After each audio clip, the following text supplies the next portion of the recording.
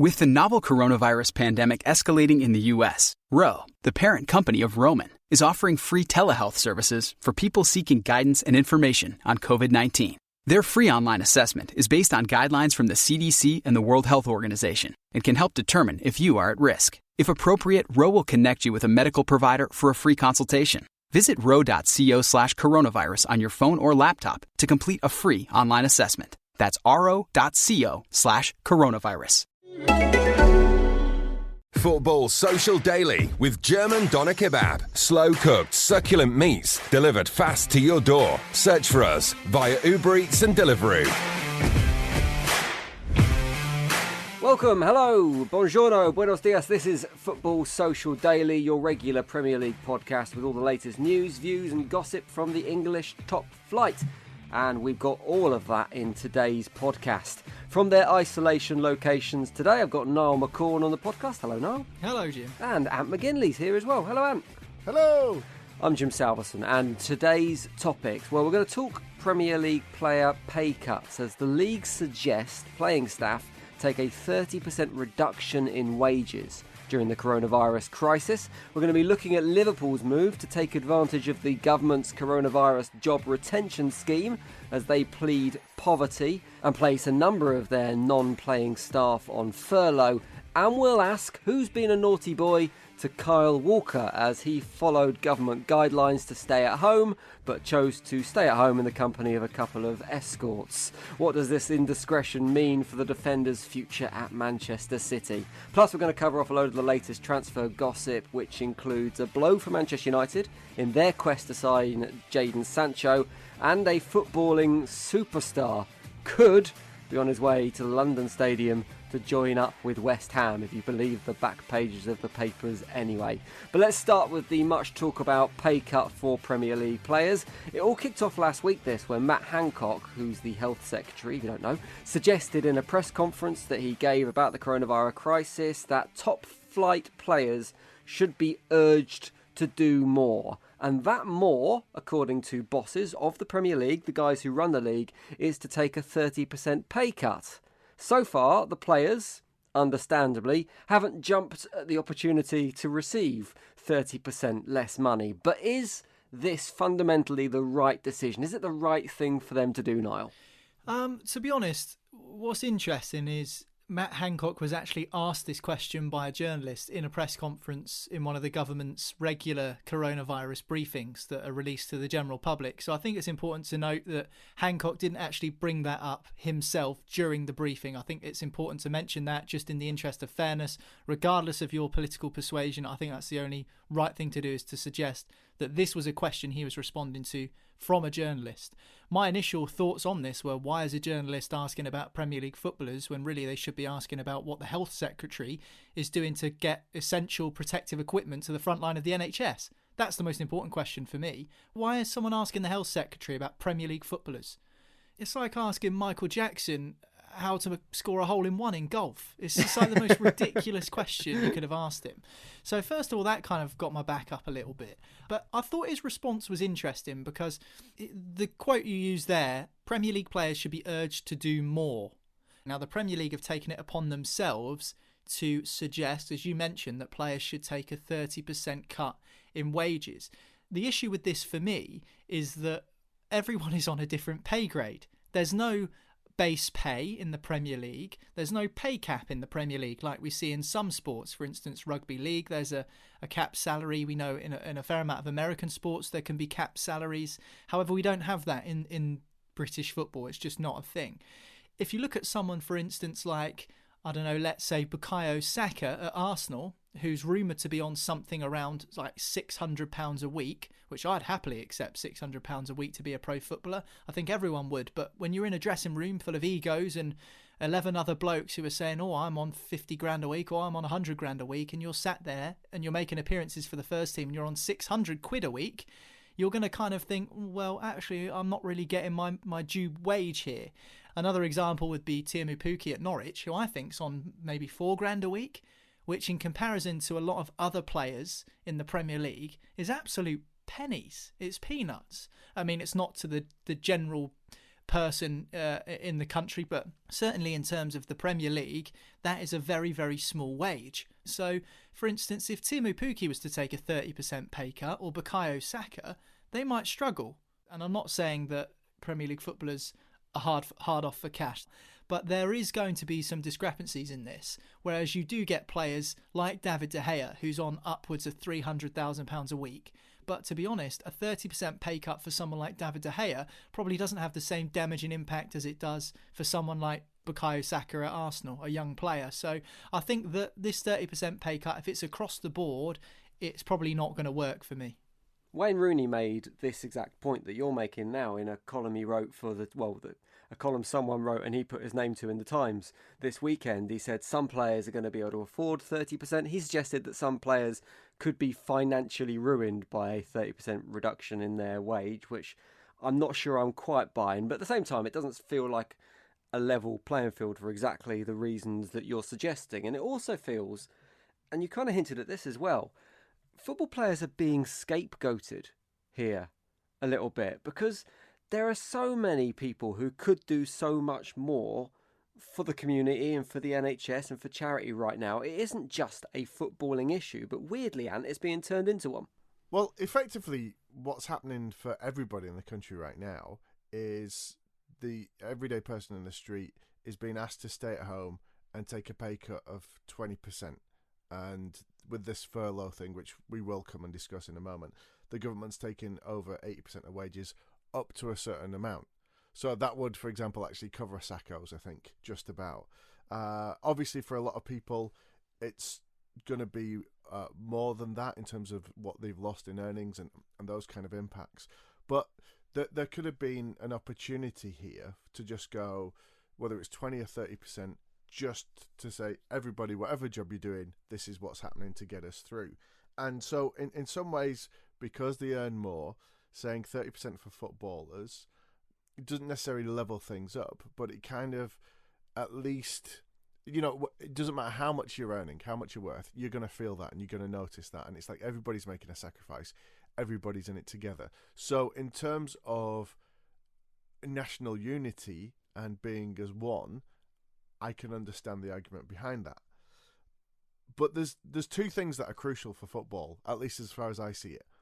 And that's the players, obviously. These are the people that we spend our money to go and see, that we buy the shirts of, that we idolise, that we follow, that we watch the documentaries on again and again. But also, it's us, the fans. And it does kind of feel like a little bit of a wedge is being driven behind, and that we're being pitched against each other. Now, actually, there's a lot of... We don't even need to talk about it here. You just need to switch on the news for 30 seconds and you'll see it. There's a lot of bad things happening right now in the UK and across the world with this that's happening. But there is an opportunity here at the same time for somebody or an organisation or multiple organisations to do a good thing. And whether that's coming together, and some of the things that Wayne Rooney has suggested could really make a difference. However, something we need to take on board right now is it doesn't matter how much percentage that you talk about, or how much money that you're throwing in, money's not going to solve all the problems that there are right now. It's not like we can pay the virus to go away. But here's my problem with this whole scenario, with this whole 30% pay cut, and I think it's quite a poor suggestion from the Premier League. Actually, it falls down in a lot of areas, but the problem is, who benefits from this 30% pay cut? If players take a 30% pay cut in wages, who benefits? Because it's not people, it's not the NHS. The people that benefit are the football clubs. And actually, the PFA have pointed out this week that if players take a 30% pay cut over a 12-month period, that means £200 million less going to the government in UK tax contributions. So actually, the pay cut only benefits the football clubs, who don't need to benefit from this scenario, because Premier League football clubs, on the most part, are doing okay for themselves. So it doesn't solve any of those problems. It's not, as you say, and you can't just solve this issue by throwing money at it, but this is doing the opposite of that. Yeah, and it's creating more, trying to create problems and distraction rather than actually coming up with a solution. And yes, you know, just having the money come in, sounds great, but isn't going to solve it. And actually, with that, although there's a counter argument to it as well, in terms of all that money going towards the Treasury, which in tax, which goes towards things like the NHS, they don't control how that's been spent. And that money's just not coming along for the first time. That money's been going ever since the Premier League existed. And had that been used better and more wisely by multiple governments and multiple generations of politicians, then perhaps we would not be in the position that we are now when we're in such need. Also, like you say, why is it just footballers? I mean, I know it comes from that question, but there's been very little focus on the CEOs and bankers out there being asked to take a cut. And surely there's a lot more of them and so-called fat cats than there are Premier League footballers. It's just the focus of the media attention. Because there aren't many podcasts out there about media fat cats or CEOs in the same way that we do a Premier League show like we're doing here. Do you know, there was an old lady on TV last night who's worth around 300 or 500 million or something like that, telling us that we need to keep our resolve and that we'll meet again and all this kind of thing. There was no suggestion that that old lady should put a little bit extra into the pot. So it does seem quite weird that we are focusing on footballers. And like Wayne Rooney says, he uses the word scapegoat. I just think Premier League and football in general has been dragged into this argument when it doesn't need to be. I think it just needs to be left completely alone. And Premier League football clubs and footballers will make the public's mind up themselves by the actions they take and what they do, and I think we'll come on to that in a bit. Yeah, we're going to talk about furloughing very soon, and that kind of falls under the bracket of these millionaire organisations because a lot of Premier League football clubs do fall into that category as well. Just to wrap this idea up though, I think there is a slight issue that if we reduce Premier League wages by 30%, actually we'll see less money going through to the places that need it, because a lot of footballers have been very generous with their time and their money during this crisis so far in terms of supporting donations. The PFA have said it's a stupid idea, they're not going to back it. They've also suggested that the Premier League might like to up their donation of £20 million to the NHS, which is what they've pledged. The other issue that's kind of not caught as many headlines that came out of Friday's meeting with the Premier League that I just want to mention quickly. Niall, you can answer this one as the official torch holder of league football on Football Social Daily, is that the Premier League have granted an advance of £125 million that goes down to the Football League to help them through the next few months and the financial difficulties they might face. Is that enough? It's hard to tell because the majority of the money in the EFL is in the Championship, and we see clubs like Leeds United, who we know have spent a fair amount of money in an attempt to get up. It's been 16 years since they were last in the Premier League, and a club like Leeds needs to be in the top flight of English football. But you also see clubs like Birmingham City, who have had a big points deduction in recent years in the Championship for breaking FFP rules. Aston Villa narrowly avoided breaking FFP rules, and Wolves for that matter, by getting promoted in the seasons that they did, because if they didn't get promoted they would have been stung with penalties due to the Championship FFP rules. So they kind of escaped that trapdoor by getting promoted to the Premier League.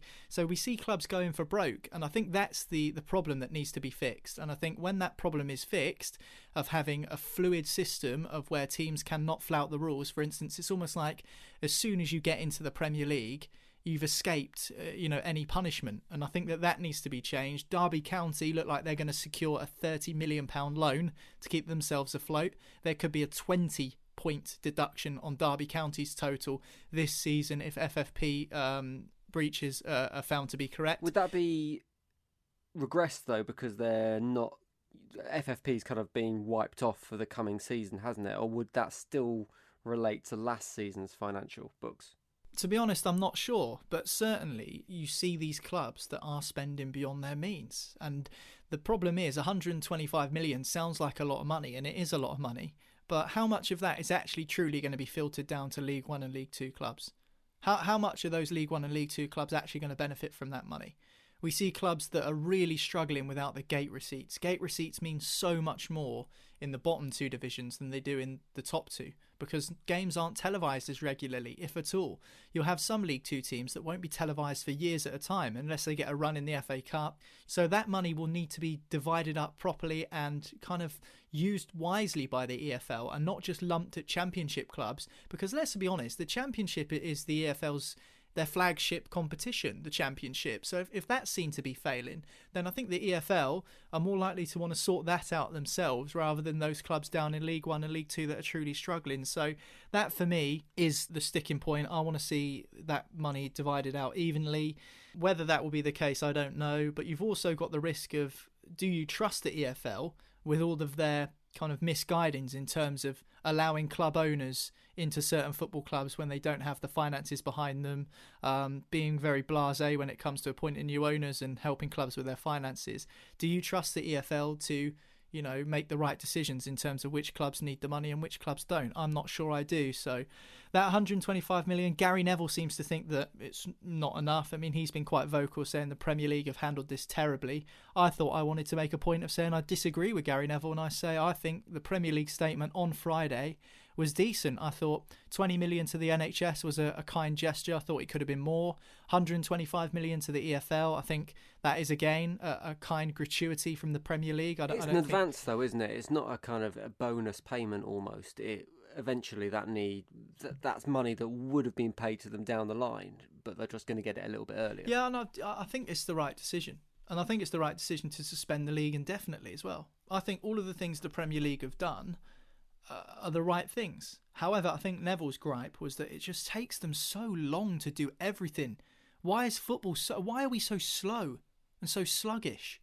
Because there's so much money involved. There's so many stakeholders to talk to. There's so many sponsors. There's so many men in suits. People cannot make decisions snappily and quickly in football. It's just never happened. This UEFA meeting that took place on Thursday last week or a couple of weeks ago, I mean, that was in the offing for like 8 days. Why? What's everyone doing? What are all these members of the football associations in different countries? What are they doing? Nothing. There is nothing for them to do. There's no football on. So why can't they just do it quicker? It's just so slow, and it really frustrates me. As someone that tried to set up a Zoom call with a few different people last week, I can kind of see where the issue is when you're trying to get the whole of a football federation involved in a video call. We're going to move on and talk about Liverpool now, because one piece of financial news that broke over the weekend was that Liverpool have joined Newcastle and Tottenham and Bournemouth and Norwich City in furloughing some of their non-playing staff. It's been met with widespread disapproval, even from their own fan base, this one, and it's largely down to the pre-tax profit that they announced just a couple of months back of 42 million quid. Now, this feels like a little bit of a PR own goal for Liverpool, doesn't it, Ant?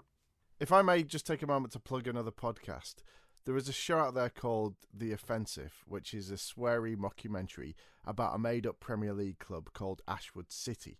Now, last week's episode, before any of this happened, they released this brilliant episode about their CEO, Patrick Nolan, and he furloughed the whole club, and it was very much in keeping with him, his character, and the ridiculousness of how this club is run in the show. And I laughed and I thought, oh, very funny, that would never happen. And then 2 days later, what do we have?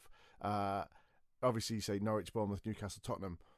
Some of those people weren't surprised on. There's arguments for the smaller clubs definitely there. But with Liverpool, nailing my colours to the mast here. I'm a Man City fan through and through, but this season I have been in awe of Liverpool.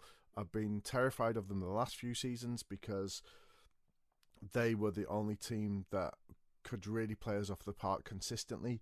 And I've had a great respect for them. I've really admired their success. I love Jurgen Klopp as a manager. They've got some great playing staff there as well. But Exactly. In a time when so many clubs are run badly, this club seems to be run really well. Even with big purchases like Virgil van Dijk, they still have those pre-tax profits.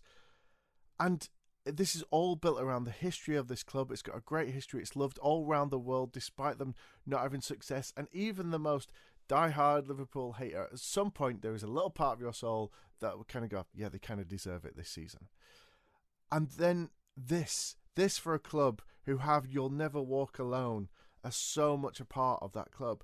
And look, the thing is that from a business point of view, the capacity is there. It's what it's offered for.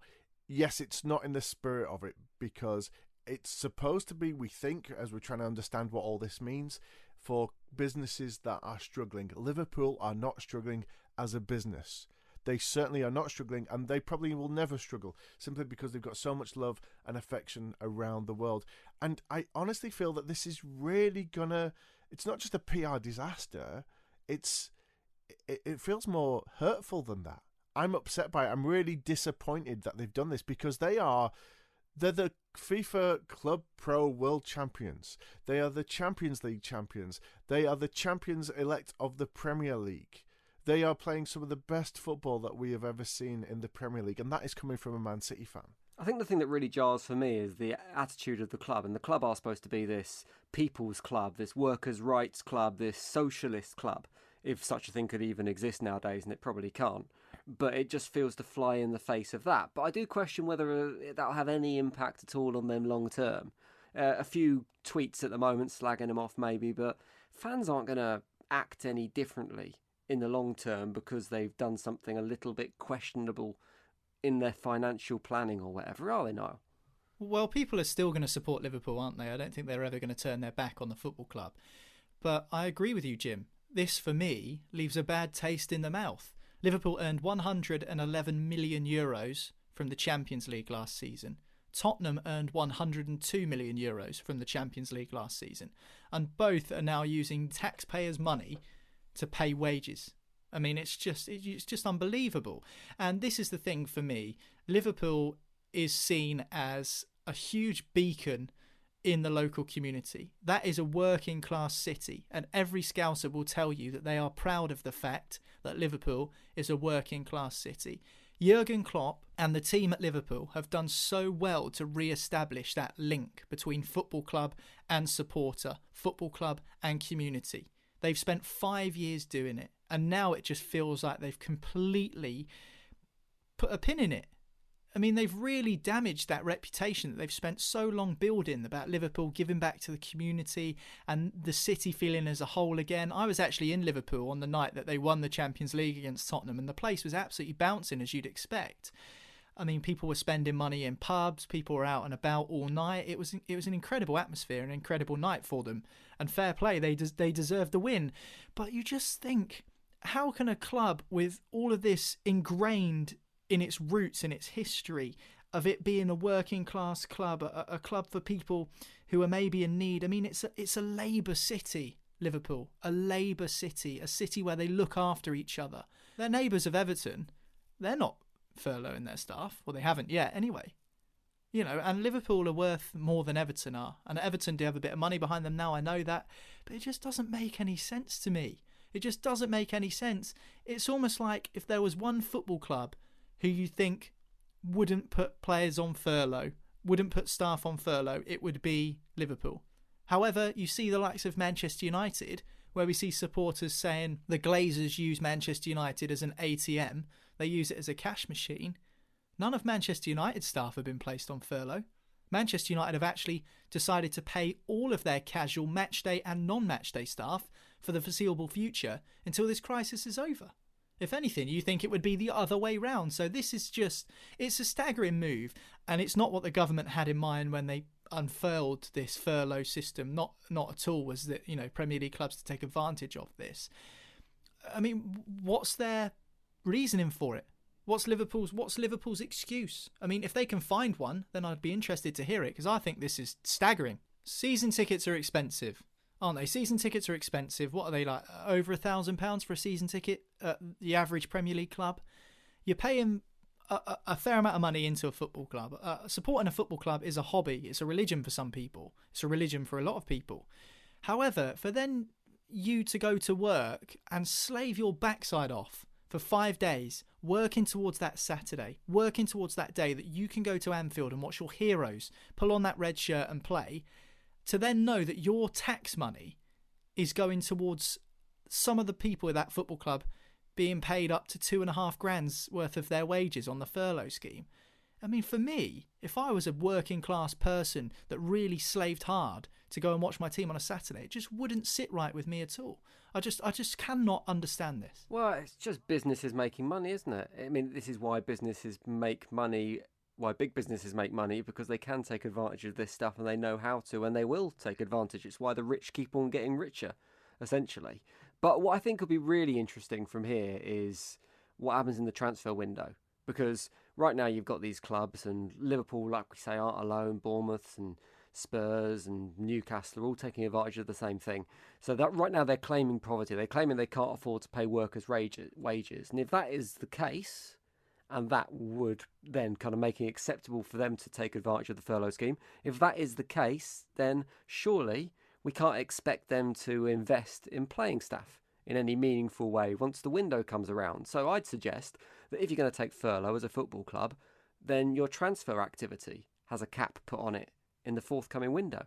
I wouldn't say you'd ban it completely, but you'd say, right, if you couldn't pay your playing staff for this period of 2 months, if you had to save 20 million quid or whatever it is during that, you can only spend 30 million during the transfer window. What's very obvious to me is just sitting here listening to you both talk. Like, you're a Portsmouth supporter, Niall. Jim, you're West Ham and Man City, and yet here we are getting really passionate about a club that isn't ours. And usually what happens in a situation like this is if it's another club, you laugh at it, you make a joke, you move on.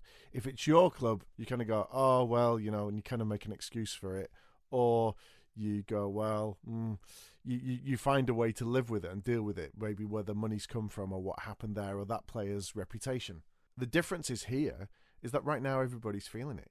Everybody is feeling the uncertainty that's going on.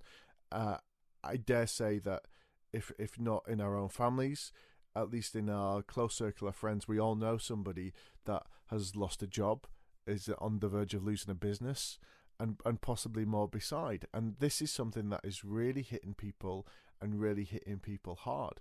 And what football has always done is provided an escape for people. Now, you mentioned a bunch of times there about working class city, working class club, and you know, football's always been that brilliant escape from the drudgery of your everyday life. You can go there and you experience the highs and the lows and the passion, and it's such an incredible experience. It is a religion because you have these religious experiences when you're with all these people and these incredible highs and these incredible lows, but you always have people to share it with. And the fact that it's almost like a church closing its doors, this. By saying, you know, we're going to furlough you, it's like turning up to go to the place that you worship and them going, no, you can't come in now. And I think this is not just going to affect...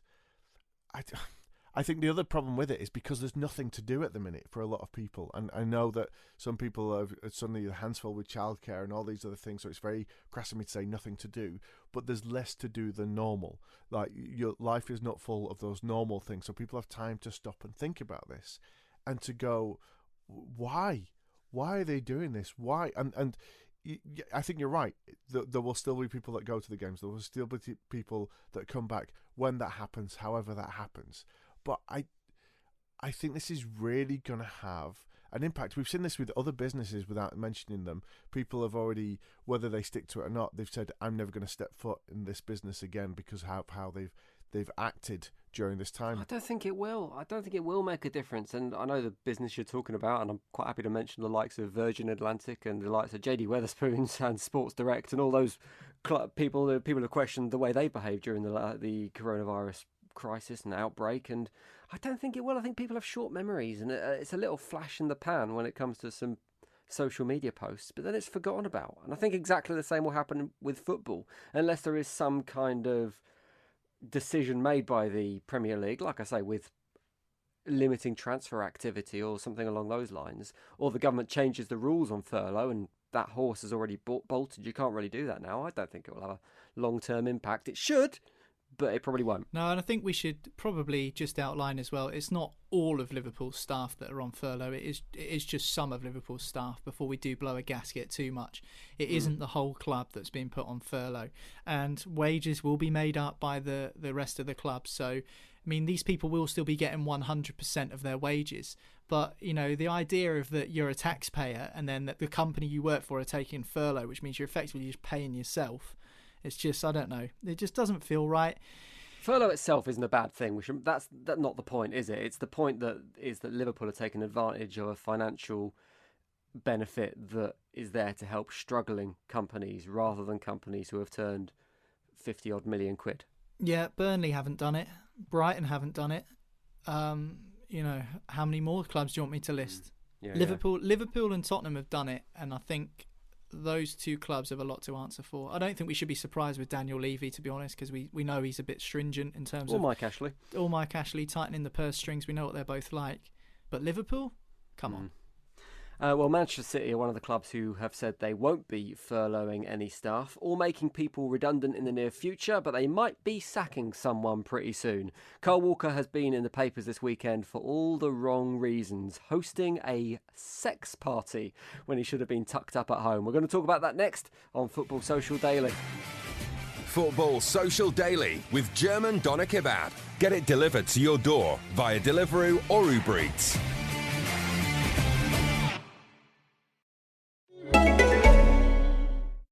Hi, I'm Tom Merritt from Daily Tech News Show, and this is a Staycast from Acast. I'm here in Los Angeles washing my hands, social distancing, trying to flatten that curve, and I hope you're pitching in too by following what your local government advises. While you're doing that, let me recommend a great podcast, Text Message with Nate Langston and Ian Morris, available on the Acast app or wherever you get your podcasts. Football Social Daily. Subscribe to the podcast now so you never miss an episode. Welcome back. This is Football Social Daily. We're going to talk about Kyle Walker, who one day was making an impassioned plea for all England and Manchester City supporters to stay at home and stay safe. And the next, he's apologising for his actions after hosting what the tabloid papers have referred to as a sex party at his Hale apartment. And you're the Manchester City fan here. How is this news going to go down, if you excuse the pun? How is this news going to go down at the Etihad Stadium? Do you reckon this is going to be the end of Kyle Walker's Manchester City career? You know what? I think it could be. And I'm glad you came to me as the Manchester City expert, because I have very little expertise in sex I said parties. Fan. We all know you're a fan of both those things. I mean, I'm just still... There's part of me, because I really like Kyle Walker as a player, there's part of me that's hoping that he's somehow found a way to have a social distancing sex party. But I'm sure that's something that you do with Zoom, like the rest of us are doing. I think in ordinary times, this would already be like fish and chip paper. But the problem is all the chippies are shut, so and there's not much else to talk about. So this is going round a little bit. He's not the only footballer that's done something stupid. We have seen at least one footballer from another club crash his car. Oh, Jack Grealish is absolutely buzzing about this story. It couldn't have come at a better time for Grealish. Yeah, I just to correct that, while he was out driving back from a party, he crashed his car. Yeah, it's taken the heat off him. I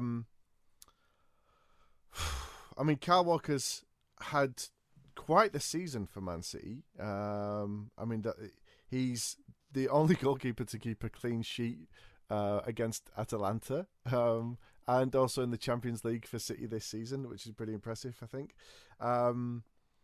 But there has been talk about possibly replacing him, moving him forward. Certainly didn't keep any clean sheets the other night, Ant, that's for sure.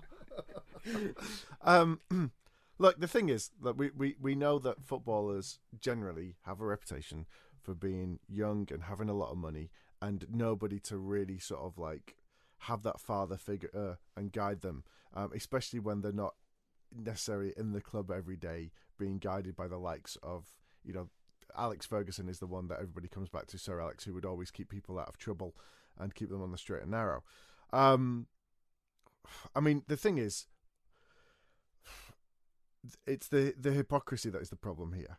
The fact that he's asking people to do it. And again, it's similar to what we just touched upon with Liverpool. People are feeling the pain. I have friends that work in the NHS that are separated from their families at the minute because they're being sensible, they're doing the social isolation that they've been asked to by the likes of Kyle Walker and the government and the NHS to stay separate, to not go out and socialise, and to stay at home, to not work, suffer the hardships that come with that. And so again, this makes a little bit us and them, and I don't know what the club will do with this. Obviously the club have taken some sort of a standpoint when it comes to the crisis, in terms of saying we're not going to furlough everyone, we're going to look after everybody. There is an internal investigation going on, but again, it comes down to the fact that football is a business, Kyle Walker is an asset, and there are footballers that have done much worse and still carried on to be at the club. If we do a comparison, we've just seen the first medical officer, I believe that's the title in Scotland, resigned because she broke her own advice as well. She said you shouldn't travel, and she went on consecutive weekends somewhere, and she got herself in a position where she felt she was able to resign. I'm not aware of any footballer that's ever resigned from a club. I don't think he's likely to do that.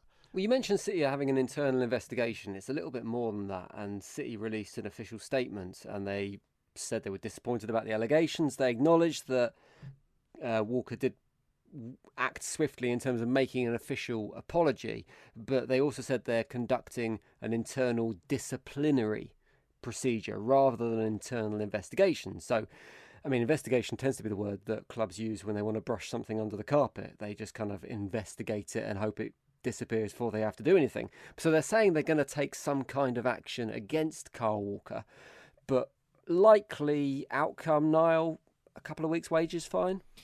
Yeah, it looks like they might fine him 250 grand, which is probably around about a couple of weeks' wages, as you say. I don't think the issue here is that he was using an escort or a sex worker. That's legal in the UK if you go about it the right way. So I think it's important to say that he hasn't broken any laws here, but he has gone against government guidelines regarding social distancing.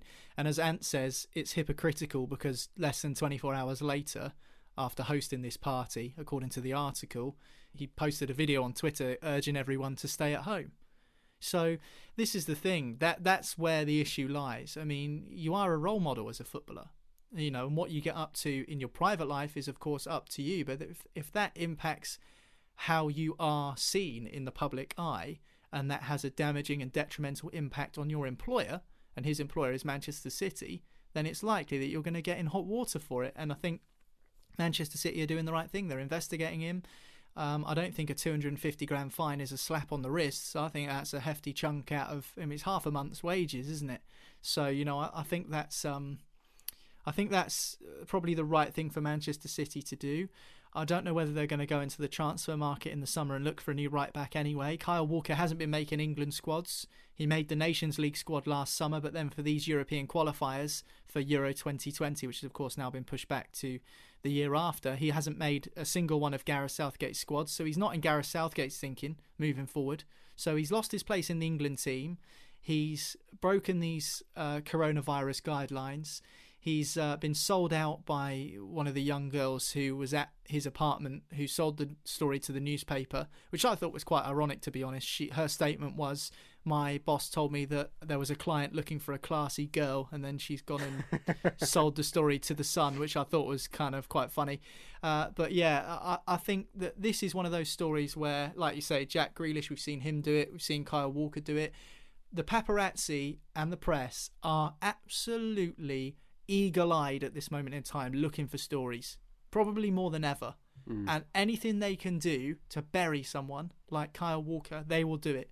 They will have no shame, because they need to make sure that their businesses, which revolve around clicks and papers being bought, and there's not really many people going to the shops at the moment, you know, they need to make sure that their businesses are still ticking over, and they will do whatever it takes to catch footballers, excuse the pun, with their trousers down, doing things they shouldn't be doing. They are young lads who are used to doing exactly what they want as well, unfortunately, and that's one of the issues with being a footballer nowadays, is that the huge amount of money in the sport means they're surrounded by people who only agree with them. Yeah, I guess so. And also, you know, we're all, just because they've got a bit of cash and they're young lads, Kyle Walker's not a young lad. He's 30. He should know better. And I get it. I mean, I'm as bored as the next person. I'm bored, sat at home. You know, everyone is. He's no different to the rest of us. He's no different to the rest of us. Just because he's a bit richer and he lives, you know, and he's used to a more macho environment, it's not an excuse.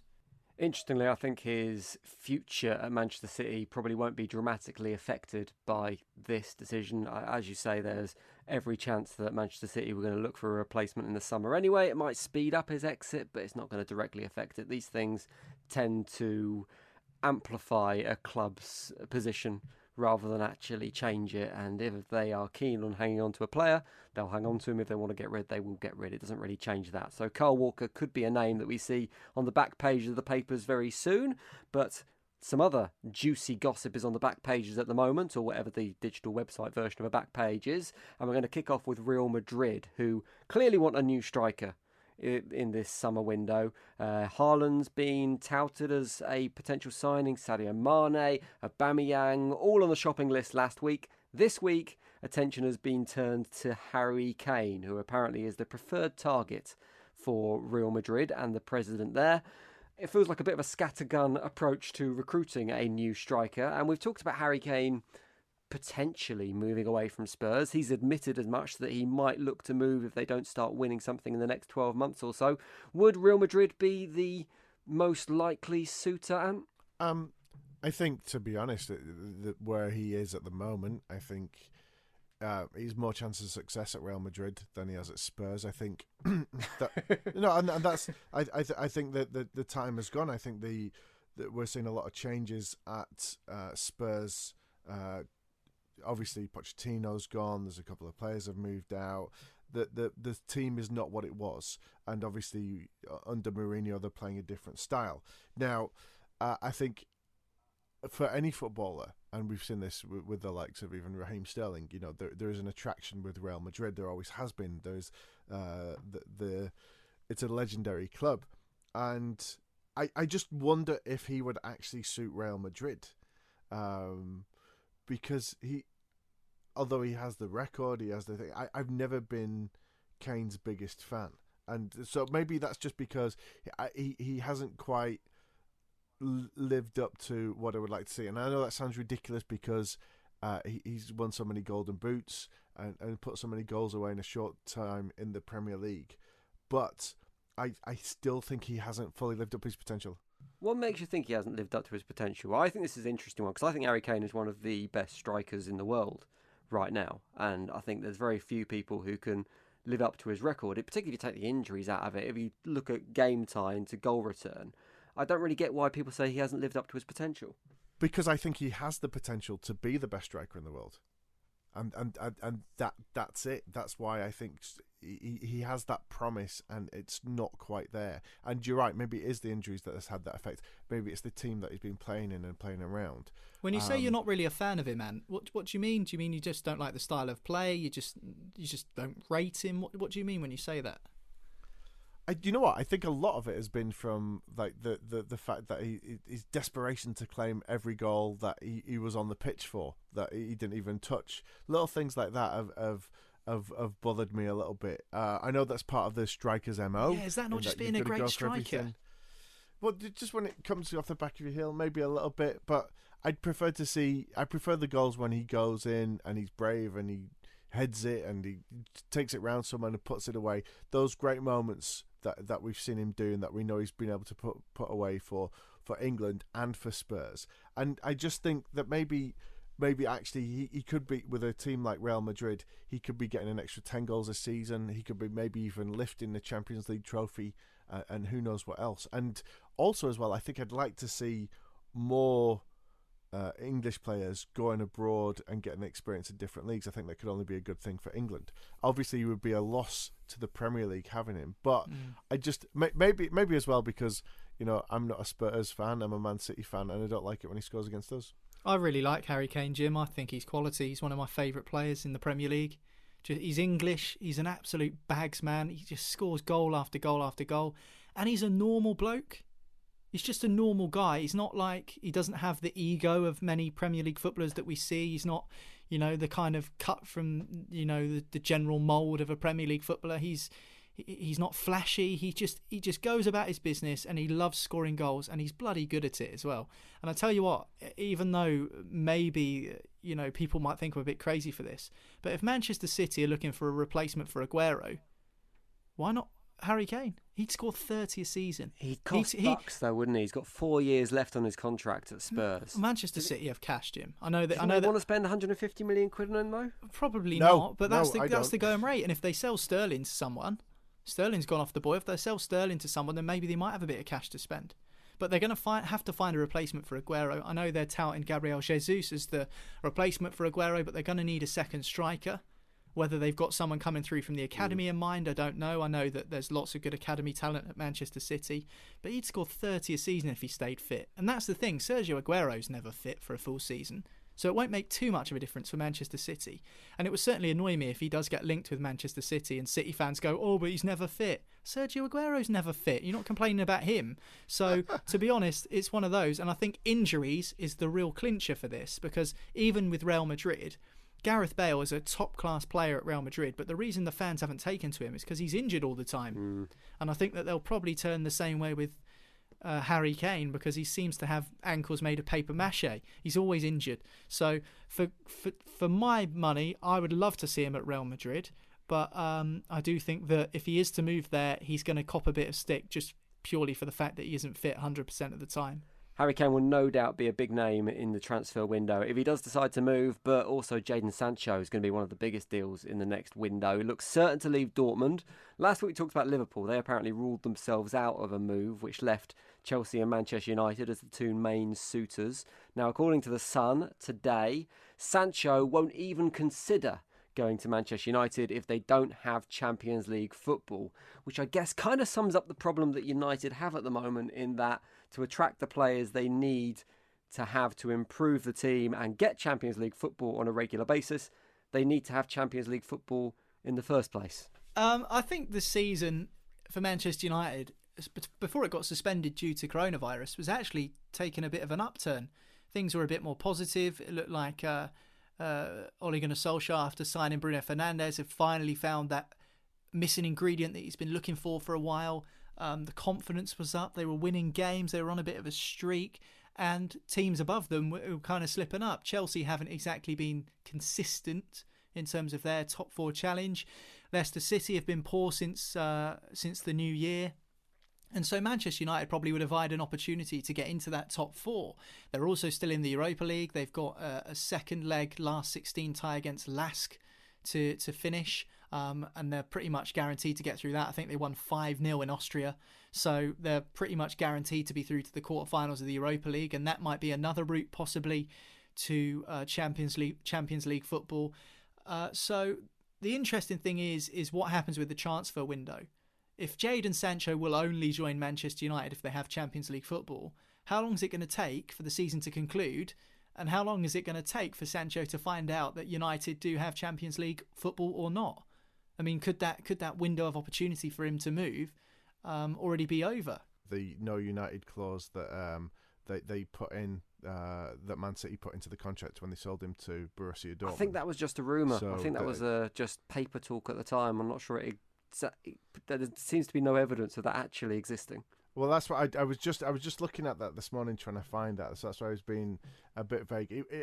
It seems very interesting that it would be specific to that clause, and you're right. It sounds like it would be more like the fanzines that would maybe come up with that. But there has been some talks about there is a buyback clause in there for City to take Sancho back as well, which would possibly be an option if Sterling was to go to Real Madrid. Well, the Crazy Story of the Day award goes to FC Inter News, with a story that has been translated into English by Sporting Witness, and they are claiming that West Ham have been in contact with Alexis Sanchez's agent about a potential move to East London on loan, which it kind of beggars belief a little bit for me. And I can't quite see how any of the pieces in this would fit into place for this to happen. But I guess it raises questions about what happens to Alexis Sanchez next from here, because it's not really worked for him in Italy. It's really hard to imagine Inter Milan making the loan deal they've got at the moment permanent, which is an option at the end of the deal. So ultimately, where does he go? It probably won't be to the London Stadium, but it probably won't be to Inter either. I'll tell you what, Jim, the scary thing is that FC Inter News are actually pretty accurate in terms of sources as far as Italian press goes, so good luck with that one. If West Ham signed Alexis Sanchez, for me it would just be another example of West Ham paying top dollar for a player who's passed it. How many times have they done that? It's just, I mean, their director of football, well, they don't have one at the moment, do they, under David Moyes? I think it was under Pellegrini, it was Mario Husios who got sacked at the same time Pellegrini got sacked. And he was a bit of a car crash with some of the signings that West Ham made when he was the director of football. So who is actually in control of transfers and player operations at West Ham United at the moment? Is it David Moyes? Is it Gold and Sullivan? You certainly hope not. To be honest, I think it's Bubbles the Bear. Well, it might as well be, to be perfectly honest, because West Ham's transfer policy in recent seasons has been shocking. to say the least. It's been terrible. And maybe you're going to defend a few players here, Jim. I don't think there should be. I mean, I think West Ham's position in the table says everything. I think their recruitment has been so poor, and I think that needs to be addressed. They need a proper, decent director of football in there at West Ham, and they need to stop splashing cash on players who aren't going to do the job for them. But there's something about this transfer that I'm getting suckered into exactly what happens with the owners at West Ham. You kind of have this romantic notion that these players who have showed potential in the past, players like Jack Wilshere, might come good if they come to the club, if only you can get a song out of him. And Alexis Sanchez, I kind of think there's still a good player in there. And I don't know what Manchester United do with him, because say he did go to West Ham, and I don't believe this story is likely to happen. West Ham would pay, 25% of his wages, maybe on a loan deal, 100 grand, something like that. That's probably the most they could afford, which still leaves Manchester United with 300 grand a week to contribute towards a player wages who they're getting no value out. And on one hand, they need to get value back into that asset. They need to make Alexis Sanchez a appealing transfer for someone, because he's still got years left on his contract. And they can only do that by him getting performances on the pitch. But whether they're willing to supplement that chance with a £300,000 a week layoff when you're not getting no immediate return or not, it seems unlikely. Sometimes players are just past it, though, aren't they? And I don't want to write Sanchez off, because for Arsenal, he was just sensational. And he was a real top-class Premier League talent. And you can see why Manchester United and City at the time were both in for him. But I just think back to when Chelsea paid $50 million for Fernando Torres in 2012. And it was a past it Torres, wasn't it? He kind of got injured around the 2010 World Cup, and he just wasn't the same player after he kind of rushed back from injury for the World Cup. So, it kind of reminds me of that. Has he lost his magic? I mean, the plan was for him to go to Inter and rediscover that magic. Lukaku seems to be putting them away quite easily in the Italian League and Cup. He's had a few injuries, hasn't he? That's the thing, isn't it? Sanchez has kind of had a long-term injury in terms of it's been 3 or 4 months that he's been off with injury for. So he hasn't really had a chance to show what he can truly do. But yeah, I think this is an interesting one, and it's a business decision that has to be made here by Manchester United about whether to keep Alexis Sanchez on their books or not. They can afford to keep him. Will he be prepared to leave the club for pastures new for a reduction in wages? Well, he might not have a choice at this moment in time, because at the end of the day, as a footballer, you do your talking on the pitch. Your stock is only high when you're playing well, and at the moment his stock certainly isn't high. One more transfer rumour I'm going to throw in is Alfredo Morelos, who's been tearing it up in Rangers, north of the wall at the moment. Now, there's a few Premier League clubs reportedly interested in this guy. He's 23 years old. Leicester City wants him, Newcastle wants him, Crystal Palace wants him, Aston Villa wants him. He's got a decent record in Scotland. He's got 44 goals in 89 games, but what is more impressive is his disciplinary record. This season, 2 red cards, 10 yellow cards already. Last season, 5 red cards, 19 yellow cards. I don't know why. I look at this player, he's Colombian, he can score goals, he's a little bit crazy. He's going to end up at Newcastle, isn't he? I was thinking the same thing. I don't know whether it's because Solomon Rondon was Venezuelan, South American, and just a little bit loco, as they say over there. Asprilla as well. Asprilla, yeah, maybe it's to do with that. But yeah, I like Morelos. I watch a fair bit of Scottish football when I can, actually, which isn't that often. So actually, I don't watch a fair bit. That's a complete lie. I watch a little bit of Rangers when I get time. I've watched most of Rangers Europa League games this season. I can see why teams like Crystal Palace are interested. He does add that bite up front. I mean, he's not the most technical player you've ever seen, but I mean, the heart is there. And talking about wearing your heart on your sleeve, this guy, he is mental. He's mad, and there's a reason he keeps getting sent off all the time. Although his disciplinary record has improved this season, it has to be said. It really has improved. Although 2 yellow cards and 2 red cards and 10 yellows doesn't really tell that story, does it? It couldn't have really got much worse. I mean, I'm quite excited to see him come, because there's an element of like a Mario Balotelli or a Diego Costa about him, and we're kind of I can't really think of somebody else we've got in the Premier League who kind of has taken on that mantle. So it would be nice to see him come and add a little of that passion and just craziness. We're going to wrap up with just a mention for the Premier League World Crap, which kicks off in full today. Our search to find the worst Premier League player of all time. The very first of the groups goes up online today. That is Monday. You can find it at The Sport Social on Twitter. I want you guys to pick someone from Group A and Group B who you think is going to go through to the knockout stages. So Group A looks like this at the moment. It's Massimo Taibi, Marco Bugas, Bernardo Corradi and William Prunier, all in the group for the worst. I think Taibi is a little bit harsh putting in there. He had a few games and letting that goal through his legs, but I feel there's worse goalkeepers out there. But who's your pick out of those four to go through now? Oh, it's funny because I only seem to remember Taibi. Bugas was a little bit before my time, actually. Yeah, Prunier was bad. He was bad. Yeah, I'm going to go with Taibi. I know you say it might be a bit harsh, Jim, but Taibi was bad, and the only one that's running him close is Roberto, the West Ham keeper. So I think there's probably going to be more outfield players than keepers in this, and I think for a representation of goalkeepers, I think I'll go with Taibi. I'm going to go for the only one of those players that I actually saw play live.